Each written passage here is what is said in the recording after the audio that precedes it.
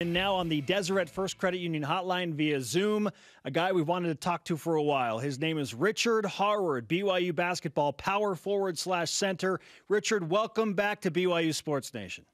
Hey, thanks for having me. What's better right now, your skill set or the mustache you're rocking right now? Oh, man, I think it's the mustache, to be honest. I've been working on this for a hot minute. Can we call you a power center? Is that a thing? Sure. I don't know. Are you more of a center or a power forward? I've always been like a solid center, so I guess just more of the center. We've heard everyone talk about your game and your style of play from Coach Pope on down through the rest of the roster. But we need to hear from you. How would you define your style of play and basketball skill set? My style of play is like really physical, kind of big body. Like growing up, I was a really chunky kid, so I was always just in the bottom, just being a bruiser. So I just kind of developed that and decided to change it from being like, overweight to more like muscle and changing it so I'm a bruiser, hard nose around the rim. And I try to be an energy guy, just try to get everyone pumped and like working hard on the court. I always see you energetic and excited, and my favorite interview ever is the no question I asked you after the practice. You just came up to the mic, you said, what you wanted to say, and let's go, boys, and then you just stormed off. I was like, that's the greatest interview I've ever done. When did you, and when did this begin, and who did you get this from, or where did you get this from, all this energy? All the energy. Like, I don't know. So I was actually really shy and quiet at UVU, but like when I came over, like, yeah, you can ask Pope or like even like Wyatt when he was over there, like I'd show up to practice, wouldn't say a word. And then, I don't know, I think I just felt more comfortable over here at BYU. I feel a lot more at home with these guys. We all get along. We're all like brothers. So it's like, I feel like I can be more vocal and I can speak my mind a lot more. Are you telling us at one point you did have an inside voice? Because Coach Pope says you don't have an inside voice right now. Yeah, no, I was real quiet. I wouldn't say a word. Like I was on the bench, he's kind of the quiet, like golf claps, like good job, guys. But now I'm comfortable. Now I'm not shy. I'll let you know. Are you the guy that is playing like Mark Pope feels? Does that make sense? Like Mark Pope's an energetic guy. Do you sort of embody that on the court? I try to. Like he's told me, he's like, the thing that you can do best for this team is rebound, defend, and like bring energy. So either when you're on the court or when you're on the bench. So it's like last year I knew I couldn't really do much for the team on the court. So I was like, hey, from the bench, I'll be the loudest guy in the nation. Like I'll try to be the most energetic bench player. Richard Harward, BYU basketball power center with us on BYU Sports Nation. Speaking of UVU, you alluded to it a little bit, saying that you're kind of quiet. We've heard that your I guess, path didn't always include basketball in the long term, but you turned a corner emotionally and confidence-wise. What happened at Utah Valley to kind of propel you on to, no, I'm going to play basketball, I'm going to be really good at it? So what kind of happened is I came off my mission, and I originally signed at UVU with Coach Hunsaker, and then he ended up stepping down, and Coach Pope came in, and Coach Pope kind of kept me on board. But then I got off my mission and everything. And then when I was playing, I just wasn't doing well. And I ended up having conversations with the coaches like, hey, I don't know if basketball's the choice for me. They were talking about me going to like Westminster or something, like going to a D2 or a JUCO. And then I just kind of got stubborn. Like we had a team trip where we hiked to the top of Timp. And then it was just kind of like, I was kind of ahead of the pack most of the time because I like being by myself when I hike. And I just had this like moment of clarity, like, hey, I want to do this. I want to be here for the guys. Like, I want to do the hard things, kind of a deal. Then we got down from the hike, and then, like, I just kind of told coaches, like, hey, I'm not leaving. I want to stay. I want to prove myself. Like, I've been an underdog my whole life. I want to prove it again that I can do it. And then through a freak accident, one of our players, one of the starting bigs, like, broke his pinky in practice. And Pope told me, he's like, hey, like, you're going to play tonight. Like, we need you to bring it. And I ended up having a great game. I think I had a double-double. It was like my first legit playing time in college. And then that was like a huge moment for me. It's like, hey, like I can play, like I can compete at this level. Like I can finally show everyone that I'm as good as I think I am. Like I can contribute to the team. And it was just like this big moment for me. Like, hey, this is my chance to like show it. That's fantastic. Everyone needs a breakthrough, right? And many a person has hiked to the top of a mountain and found knowledge, right? We read that in many books. Did you want to come to BYU as a kid? Because your brother Ian played here. We got to know him a little bit. Did you grow up a Cougar? Oh, yeah. I grew up, like, my brother committed when I was like, but I was really young when my brother committed to play here. So it's like from then I grew up coming to all the games, like watching it, getting really excited, like feeling so lucky because I got those like player seats that were a little bit closer to the floor, getting to actually like hear the players interact with each other.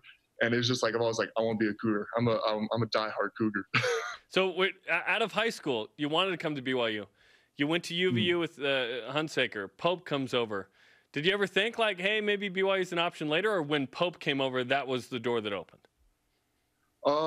It was kind of when Pope came over. Like, I still played a little bit of hard nose, like hard to get kind of thing when he initially came over.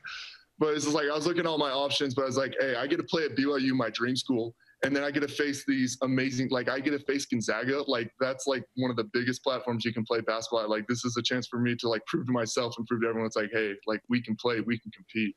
So it's like coming to BYU was that dream come true, and like Pope coming over and then him taking all the assistant coaches, which I love these guys. I'll like take a bullet for them. So like watching them all come over, I was like, I have to follow. I have to go with them. We're talking with Richard Harward of BYU basketball. Now, Richard, I know you've been growing that mustache for a long time, but you've been waiting even longer to play an actual game for BYU. How would you explain the time off watching your teammates almost, a year and a half? Oh, it's the worst experience of my life. I'm not going to lie. I think redshirt years were miserable. Like, we have to do, like, every single rep in practice is the practice squad. We have to go and do a full lift afterwards, and then we don't even get the reward of playing a game. Like, I remember sitting here, like, at the home game for when we were facing Gonzaga here, and it's just, like, dying on the inside because it's like, I know Kolb's ready. I know Yoeli's are going to kill it. But I'm just like, put me in. Like, this is a tough moment. Like, I can take Patrusif. Like, I can take these dudes. But it's like you're just sitting there dying on the bench, and you're just like, oh, well, guess I can yell really loud. And you guys did, and so did everyone else in the Marriott Center. That was a magical night and very, very fun. Let's talk about the role you played last year on the scout squad, as you mentioned. Colby Lee, Mark Pope has said you helped develop Colby Lee by physically challenging him in practice a lot. I'm sure it was with Yoeli Childs as well and Gavin Baxter when he came back. What role did you play then, and how is that different now for you? Like Colby and I see him as like a brother almost. Like watching him develop and like being able to play against him every single day. Like it's been amazing to watch since the coaches taught him how to do that quick shot. He is like exploded. Like he's one of the most efficient players I've ever seen. He works I have to watch my language. He works really hard, and he like plays defense really solid.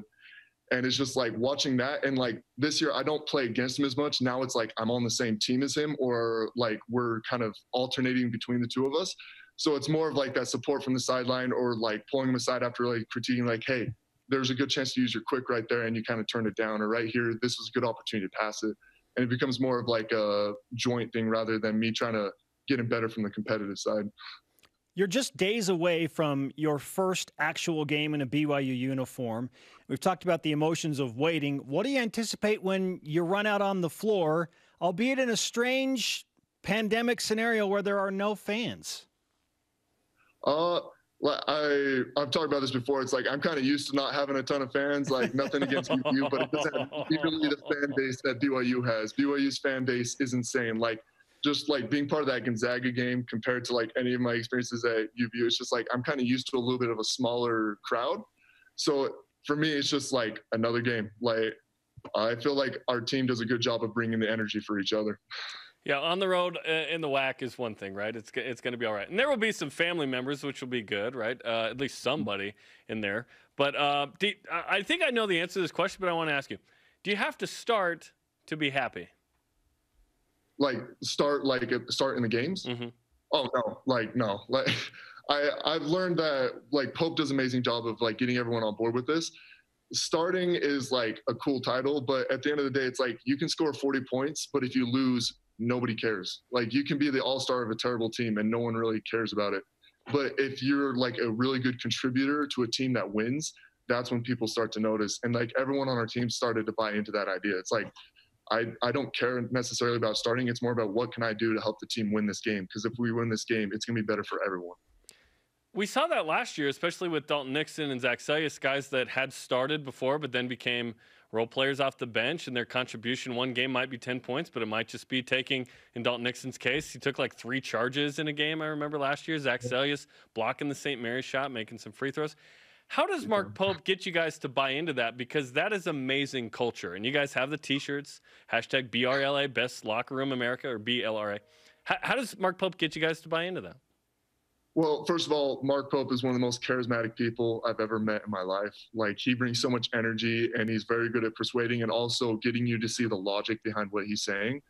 But it's also that something I've noticed being with Pope for a while is the people he goes after, the guys he goes after to recruit, have a certain personality. Guys who are kind of underdogs or may feel like they have a chip on their shoulder, but then he kind of uses that energy and kind of motivates in the right way. Instead of having that chip on the shoulder come in and say, like, I have to be the all-star, it's more of like, I want to come prove to the world that we win. We're on a winning team. Like, the team is what's most important. And I think it really comes down to Pope and all the coaches and how well they are at, like, how well they do at teaching us and, like, getting us to buy in and put our own agendas to the side. Richard, it's great to talk with you, man. We cannot wait to watch you play for BYU basketball. Let's give you some BYU Sports Nation karma to go and crush it in those early games. And, of course, to continue to manicure that mustache. You know. Thanks, Richard.